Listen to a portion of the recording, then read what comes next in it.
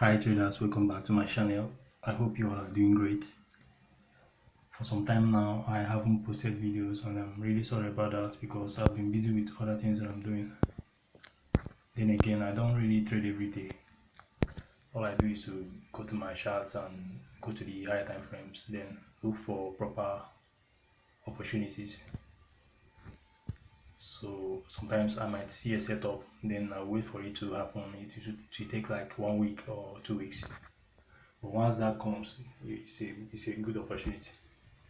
So I don't trade every day. I wait for my setups. So I don't want to waste your time in this video. So you can see what we have on the screen. This is called a dominant break. Dominant break. By that I mean that if you have a massive candle, because this example now I want to show you now is on the bearish side. So we have this red candle, this big red candle. So it engulfed all these smaller ones in the middle. So as you can see, we have a green candle in the middle and a red candle. It mustn't be two. It can be like up to 4 or 5 or 6. It doesn't matter. As long as the red one engulfed all of them, then all you are basically looking for is the one that will break out of the range. So now let me put the range so you understand what I mean.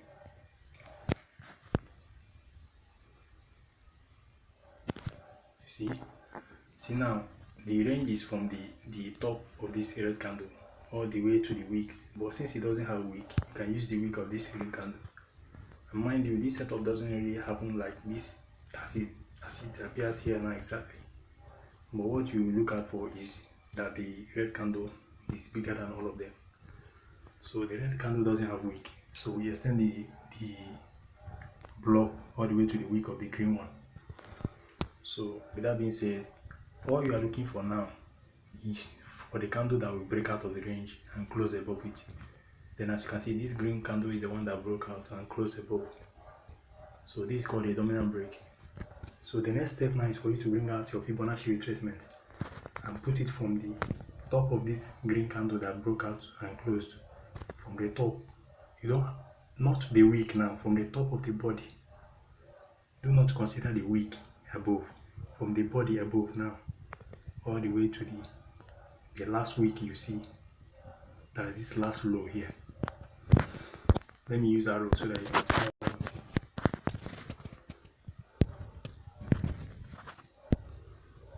So if you take a look at this now, you start the Fibonacci from this place, not the wick. From this place now, all the way to the lowest low, that is the wick. That means from body to wick, not from wick to wick. From body to wick. So that's what we are going to do now with the Fibonacci. So let me bring the Fibonacci out.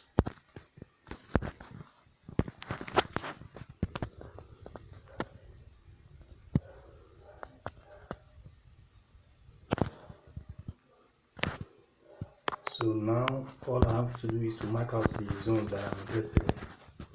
As you can see, I've already labeled the zones. This is an entry zone. I'll mark it and keep it there. Also do it for the top one. So what I'm basically looking for now is for the market. So as we are saying, whenever the breakout happens, you wait for the candle to close. So sometimes once the candle closes, it will continue. It will go up to 1.618. I mean 161.8.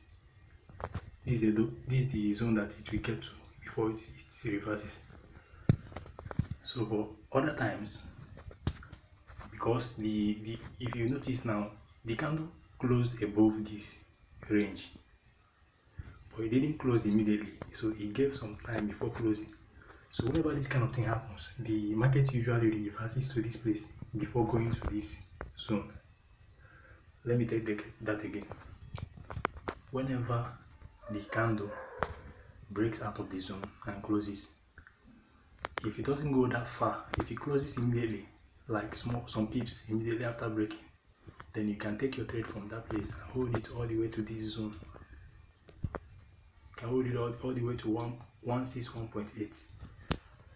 So, but if the candle breaks the zone and keeps on going for some time before closing, then just know that the market will come back to retest the zone before going to 161.8.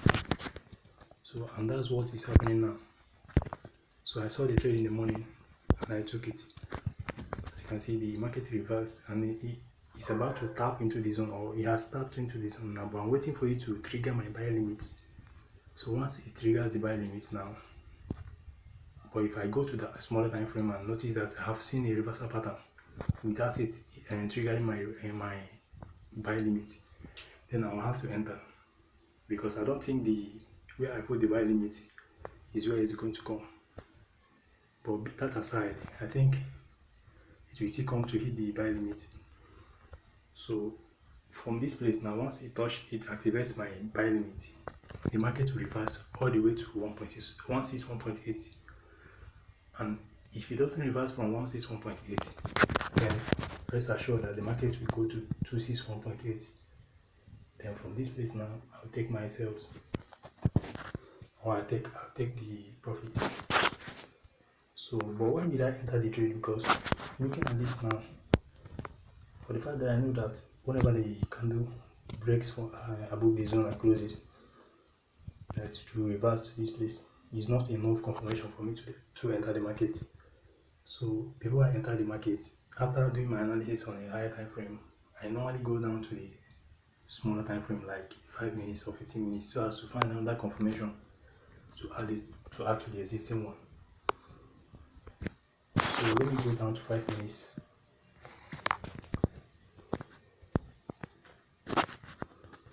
So if you go down to 5 minutes time frame now, you see why I took the trade. Because I found out that as I was looking around trying to figure out if there has been a reversal pattern, so I was able to see this. And you all know what this pattern is. This is a Quasimodo pattern. It's a reversal pattern. As you can see, I have a low here, then a high, a lower low, right? So you can also call this a head and shoulders pattern, because the head and shoulder pattern doesn't really have to be perfect. So this is another type of head and shoulder, or you can also call it a Quasimodo. Since I've shown you the pattern, the low, high, lower low, and then this is the right shoulder. Then you can take your sales from here. But what did I do? I waited for the market to break my trend line and retest the trend line. I hope you all are seeing. I'm seeing what I'm showing you. I waited for the market to break the zone, the line, then go back to test it. Then I took the trade from that place. Now, all I'm waiting for now, you can see the market has tapped into the zone, but it's yet to trigger my buy limits. So once it triggers it now, with this formation that is appearing on my screen now, that looks like W pattern, I think the market is ready to buy, because you know that a W pattern is also a reversal pattern.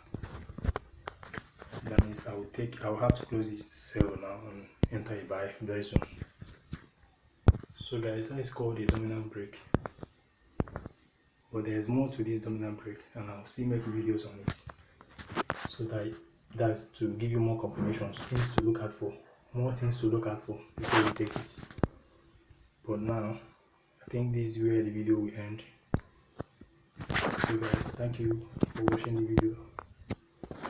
If you are new to my channel, please subscribe to my channel and like the videos. Thank you.